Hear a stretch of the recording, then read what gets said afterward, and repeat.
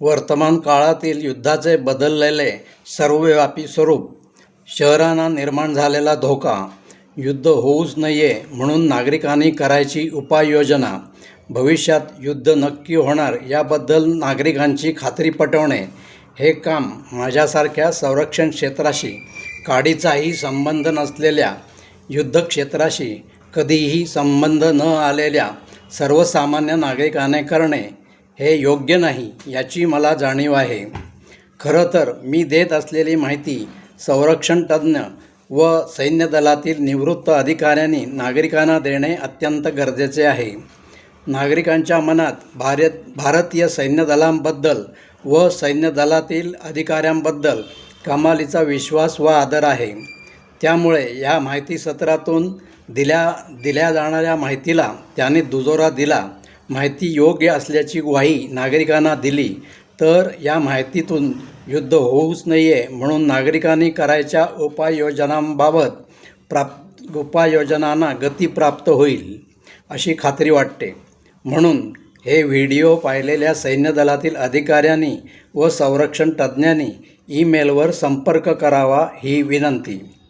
सैन्यदलातील निवृत्त अधिकाऱ्यांनी सेवेत असताना स्वतःचे प्राण धोक्यात घालून देशाची सेवा केलेली आहे. परंतु नागरिकांना वर्तमानातील भविष्यातील युद्धाच्या बदललेल्या स्वरूपाबद्दल व त्यासाठी नागरिकांनी करायच्या उपाययोजनांबद्दल जनजागरणात भाग घेतला तर ते आजही देशाची उत्तम प्रकारे सेवा करू शकतात. आता नागरिकांनी युद्ध होऊच नये म्हणून करायच्या उपाययोजनांबद्दल माहिती देण्यापूर्वी इतर काही माहिती देणे गरजेचे आहे. इराणला इस्राईल भविष्यात केव्हा ना केव्हा तरी आपल्यावर नक्की आक्रमण करणार व आपल्याला भविष्यात युद्धाला तोंड द्यावे लागणार याची खात्री होती.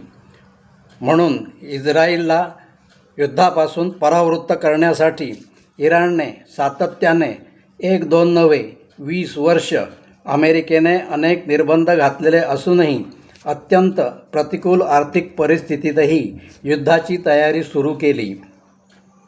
तंत्रज्ञानात व अत्याधुनिक शस्त्रास्त्रांच्या बाबतीत इस्राईल अत्यंत शक्तिशाली आहे व सुपर पॉवर अमेरिकेकडून त्याला केव्हाही मोठ्या प्रमाणात अत्याधुनिक शस्त्रास्त्रे मिळू शकतात हे लक्षात घेऊन युद्धाची तयारी सुरू केली. लष्करी सामर्थ्यातील तफावत म्हणजे शत्रूला आक्रमण करण्यासाठी आमंत्रण देण्यासारखेच आहे याची खूणगाठ मनाशी बांधून इराणने आपल्या लष्कराचं बळ वाढवायला सुरुवात केली.